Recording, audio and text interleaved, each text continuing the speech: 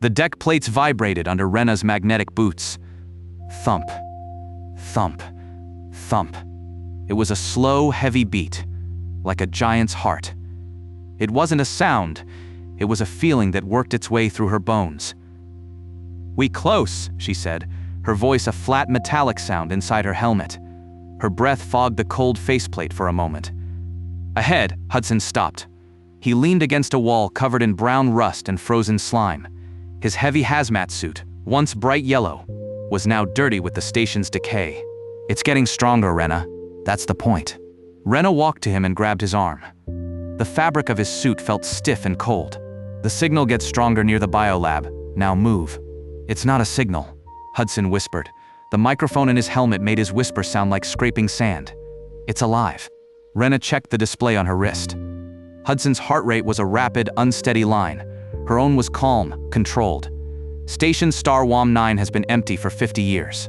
The only living things here are us. Now come on." The rhythmic thump seemed to answer her. It felt heavier now, shaking the small tools on her belt.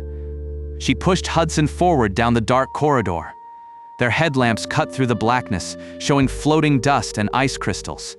They entered a large, round room. This was the old crew area. Metal tables were bolted to the floor. Old data pads were frozen to their surfaces. On one wall, someone had scratched a message into the metal with a sharp tool.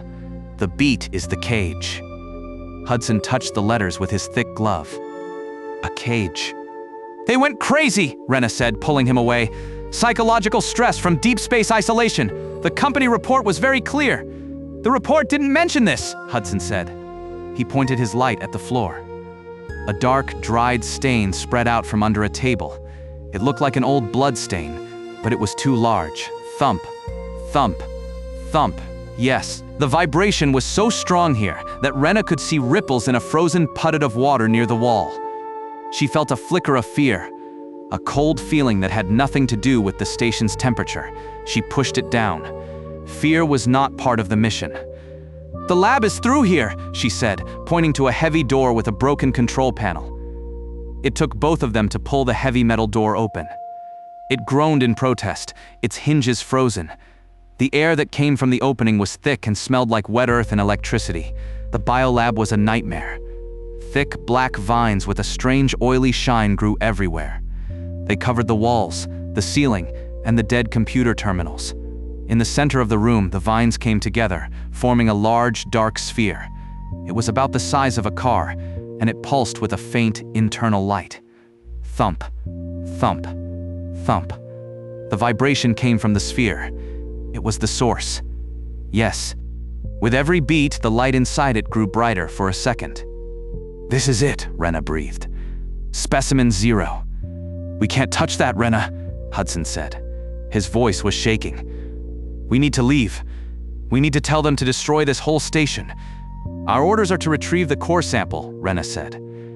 She unhooked a special container from her back. It was a silver cylinder with a thick handle.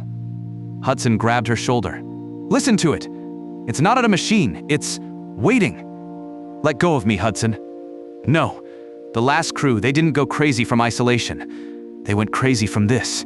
This thing, it gets inside your head. It finds your fear and it pushes it. It's pushing on me right now." His breath was fast and loud in her ears. Renna looked at the biometric display on his suit. His heart rate was a wild, dangerous pattern. Alarms were flashing red on his display. "Your suit is showing life support failure. You're having a panic attack." "It's not the suit." "Yes," he shouted, his voice cracking. "It's this room. This thing's making my heart do this." Thump, thump, thump. The pulsing sphere seemed to agree. The light inside it glowed brighter with each of Hudson's panicked heartbeats. Renna shoved him away. "Stay back. I'll get the sample." She moved slowly toward the pulsing mass. Her own heart was beating faster now, a nervous drum against her ribs. She kept her eyes on the sample container, focusing on the technical parts of the job. Open the port, extend the probe, extract the core. As she got closer, she could hear a new sound, a faint, wet noise coming from the sphere. The vines around it seemed to move, slowly twisting like snakes. The air was heavy. "Don't do it!" Hudson begged from the doorway. "It's a trap, Renna!" She ignored him. She raised the container and aimed the probe at the heart of the sphere. As she activated it, a sharp pain hit her chest. Her breath caught in her throat. She looked at her own wrist display. Yes. Her heart rate was now matching Hudson's. A chaotic, dangerous rhythm. Arrhythmia warning. Proximity alert. What proximity? The sphere? No, that wasn't right. Suddenly, Hudson screamed and charged at her. He wasn't trying to stop her. He was trying to push her out of the way, to get to the sphere himself. "It wants a heart," he yelled. "It needs a real heart." They fell to the floor in a clumsy tangle of thick hazmat suits. Hudson was stronger, driven by panic. He pushed her away and crawled toward the sphere, his hands reaching out. "No!" Renna yelled. She grabbed a loose metal pipe from the floor and swung it. It hit the side of Hudson's helmet with a loud crack. His faceplate broke, and the station's thin, freezing air rushed in.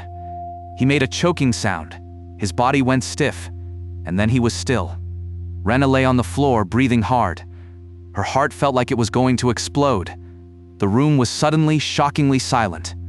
The great thumping had stopped. Yes, she looked at the sphere.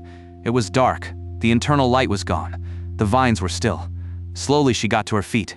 Hudson was dead. The mission was a failure. The specimen was dead too. She looked at her wrist display. Her heart rate was slowly returning to normal. The arrhythmia warning was gone. The station was just a cold, dead place again. It was Hudson's panic. The sphere must have been reacting to his biology, his adrenaline. His extreme fear had powered it somehow. And when he died, it died too. She felt a strange sense of relief. She had failed the mission, but she was alive. She turned her back on the dead lab and the dead man, and began the long walk back to her ship. The small cockpit of the scout ship was quiet. The silence was a wonderful comfort after the endless beat of the station. Renna leaned back in the pilot's seat, watching Starworm 9 grow smaller in the viewport. It was just another piece of space junk now. Yes. She took a deep drink of water from the nutrient tube. Her hands were still shaking a little. Then she felt it. Thump. Thump. It was very faint, a soft vibration in the floor of her ship. Her blood went cold. She jumped up, looking around the small cockpit. Was it the engine? A malfunction? Thump. Thump. It was getting stronger. Clearer. Her eyes fell on the metal pipe she had used to kill Hudson.